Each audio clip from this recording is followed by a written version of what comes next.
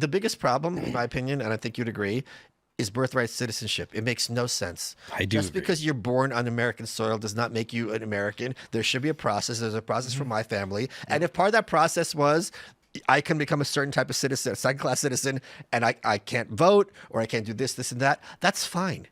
There's plenty of people in awful countries who are like, you know what? I'll put in the 10 years. It's so much better to what I came from. If I can't vote, so much the better. I can stop free speech. The example that I always give is that if you live in an apartment with a roommate and then one day a guy's sleeping on your couch, and so you say, okay, fine, it's okay that he crashes here for a little bit.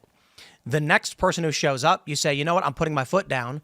Guy on the couch and your roommate both raise their hand. We vote, he can come in. 2 against 1. What's happening in this country, we are watching American citizens, these are American citizens, largely flying the Mexican flags. Because they feel safe, and they're correct to feel safe. They can't be deported. They're Americans, but they're allegiant to Mexico. Well, I got news. Sooner or later, when there is an actual, like right now, let me just say this. It's all interpretable, and it's all how history will dictate, and that means whoever wins is going to get it. Trump can say the Mexican president has aided and abetted illegal immigration and invasion into our country. Americans who are, if you are firebombing federal law enforcement, that's sedition. That is a seditious conspiracy against federal law enforcement, against a foreign invasive force. There's going to be severe penalties for that. That's like 10 years in prison. Can I make everyone in this room very scared and blackpill them? Because there's a part to the story that people might be too young to realize. Phil, I'm sure you're going to remember this. I'm not trying to be mean. The last Republican governor of California, before Schwarzenegger, sorry, the second to last Republican governor of California was Pete Wilson. And there was a referendum on the ballot. I forget what it was. It was 11, I think it was. And the bill, it passed, and it said, you can't use, I don't remember exactly. You can't use public funds for non-citizens. For non-citizens. And this was supposed to be California's last stand. We're getting overrun. If you want to be here, fine. You're not going to get the largesse of the Californian government since you're not paying in. The court struck it down.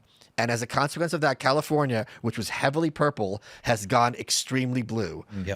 That was the last time I ever voted red. Right. And the concern is if Trump doesn't make this stick, California, which has in many other ways been like a laboratory for the rest of the country, can be a premonition for what's yet to come. In fact, many American historians, writers, journalists, whatever you call it, say that California is usually 5 years ahead of the rest of the country. What happens there will happen to the rest of the country.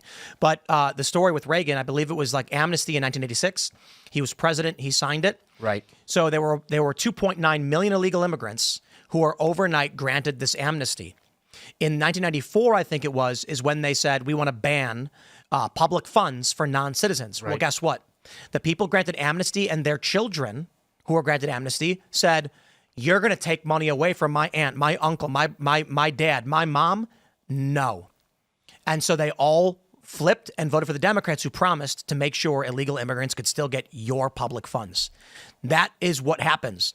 And right now, take a look at this photo. This is the iconic photo from the riots just the other day of black smoke as a man waves a Mexican flag. These people, there's a video of a man burning an American flag saying, that's not my flag. These people don't even want American citizenship. Yeah. They were born here and they're like, they gave it to me. I never asked for it. They've been protesting in the streets of California, make California Mexico again. I'm not exaggerating. Well, that's been a thing for a minute. I've witnessed this. Yeah. I've seen in San Jose at a Trump rally where they were mercilessly beating people in the streets, they were holding up those signs saying, make California Mexico again. They argue that after was it Mexican American was 1835 or something? Then the U.S. basically took all this land from Mexico. Yeah. And that California is actually theirs and has been the whole time. Mexico owned like that portion of land for like 20 years. It's been part of America for like 10 times longer than Mexico than it was ever part of Mexico. I just had a great idea that might solve everything. All right. Let's make California Gaza. It would solve a lot of problems. But what do you, Michael's about to sail there. Functionally, what do you mean by that? Oh, I think you all know what I mean. I think you know exactly what I mean. I think we should have invaded California a long time ago. Right. Like I was blockade it. I was going down memory lane just the last few years. Here's some: Maxine Waters inciting political violence, Eric Swalwell sleeping with a Chinese spy, Kamala Harris Bonnie bluing her way into power. They were arresting surfers while lockdowns were happening. Nancy Pelosi getting her hair done during lockdowns. The skate parks filled with sand was insane.